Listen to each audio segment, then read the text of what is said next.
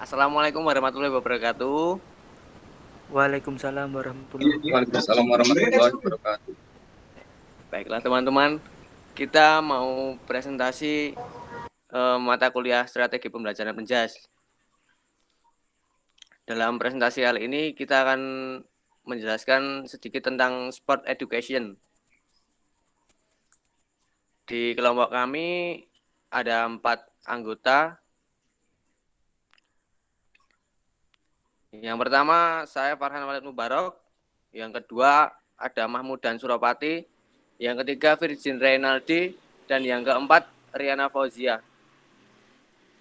Baiklah, kita langsung masuk ke materi saja.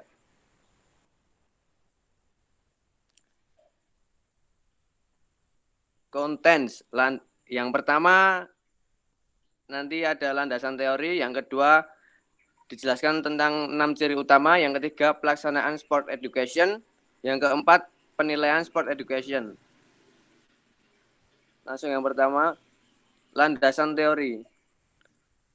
Siedentop pada tahun 1998 mengatakan bahwa sport education is a curriculum in an instruction model designed to provide authentic educationally rich sport experience for girls and boys in the context of school physical education. Dengan kata lain bahwa model kurikulum ini didesain dalam rangka memberikan pengalaman nyata kepada siswa mengenai keterlibatan dalam aktivitas olahraga yang disesuaikan dengan konteks pendidikan jasmani di sekolah. Tujuan sport education. 3 tujuan utama sport education yaitu membangun olahragawan siswa yang kompeten, mengerti, dan antusias. Monggo diteruskan. 6 ciri utama sport education yaitu ada 1. Musim atau season. Sport education menggunakan musim yang berarti periode yang lebih lama, termasuk periode latihan sebelum pertandingan, pada saat pertandingan, dan setelah pertandingan dengan pertandingan grand final. Jadi dari ciri tersebut, sport education itu terdapat sebuah rangkaian musim yang dijelaskan seperti tadi. Yang kedua ada keanggotaan, team affiliation. Sebagai keanggotaan yaitu siswa menjadi anggota tetap dalam sebuah tim yang sama untuk seluruh musim. Hal ini memberikan kesempatan kepada mereka tentang efektif dan bekerja sama meraih tujuan, membuat keputusan kelompok, pengalaman berhasil dan gagal sebagai suatu tim. Jadi siswa itu dikatakan sebagai keanggotaan tim. Yang ketiga ada kompetisi resmi. Siswa membuat banyak keputusan tentang susunan dan pelaksanaan di suatu musim. Mereka dapat memodifikasi peraturan pertandingan. Jadi siswa itu diminta untuk membuat kompetisi resmi. Selanjutnya yang keempat, pertandingan puncak. Musim yang berakhir dengan pertandingan puncak biasanya dimainkan dengan beberapa pilihan sistem pertandingan. Turnamen round robin, kompetisi tim atau kompetisi individual, baik satu pertemuan maupun sistem home away. Jadi terdapat sebuah pertandingan puncak. Yang kelima ada pencatatan. Pertandingan yang berlangsung memberikan peluang untuk membuat catatan penampilan yang bisa digunakan sebagai strategi berlatih, motivasi di dalam dan di antara tim. Catatan dapat menjadi mudah atau sulit tergantung bakat siswa. Jadi pencatatan itu sangat penting diperlukan sebagai bahan evaluasi juga. Terus pencatatan itu bisa dikatakan sulit atau mudah terkait siswa tersebut mampu dalam membuat atau masih kurang dalam melaksanakan pembuatan pencatatan. Terus yang terakhir ada pesta. Event olahraga dikenal karena kemeriahannya. Karena itu podium juara bisa didesain dan diwarnai dengan corak yang menarik pada skala yang kecil tanpa mengurangi event itu sendiri. Siswa dapat melakukan selebrasi kemenangan bagi tim juara. Jadi pesta itu adalah rangkaian terakhir. Selanjutnya bisa dijelaskan.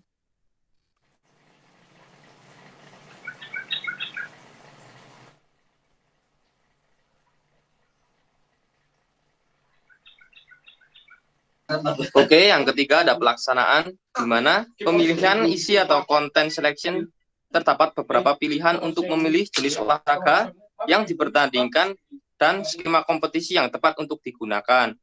Jadi pada proses pelaksanaan ini kita bisa memilih pertandingan apa yang cocok digunakan untuk proses pembelajaran yang akan dilakukan. Dan untuk fitur managerial control berlangsung untuk mengatur pada pemilihan tugas dan peran pada saat kompetisi, di antara lain yaitu terdapat pelatih, manajer, pemain, wasit, dan lain sebagainya. Selanjutnya,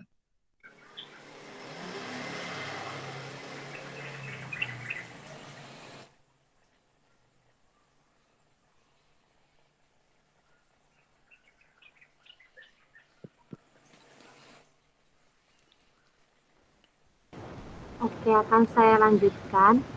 Yang keempat itu ada penilaian. Jadi untuk proses penilaiannya itu bisa menggunakan model kurikulum yang biasa kita lakukan, berbasis otentik maupun portofolio.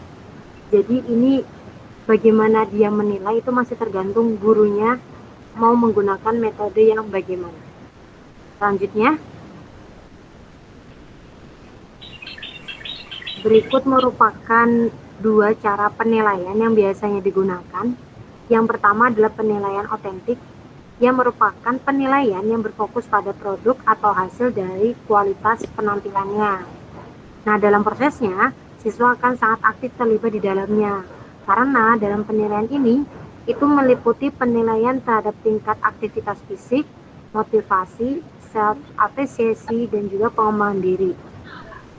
Kalau untuk yang penilaian portofolio, itu sangat efektif digunakan karena melibatkan pembelajaran individu dengan dokumen hasil belajar siswa. Melalui penilaian ini, akan mendorong siswa untuk lebih bertanggung. kemudian yang kedua ada penilaian portofolio. Penilaian portofolio sangat efektif digunakan karena melibatkan pembelajaran individu dengan dokumen hasil belajar siswa. Jadi pada intinya untuk penilaian portofolio ini adalah membuat seperti daftar dari awal mulai pembelajaran sampai akhir dan nanti dikumpulkan seperti itu. Selanjutnya, Oke, baiklah. Terakhir kesimpulan. Jadi pada intinya model sport education merupakan model pembelajaran di mana siswa dihadapkan seperti halnya sedang melaksanakan pertandingan dengan setiap kelompok bertugas sebagai peserta, penyelenggara maupun wasit dan lainnya untuk mendapatkan pengalaman langsung mengenai kegiatan olahraga pada umumnya.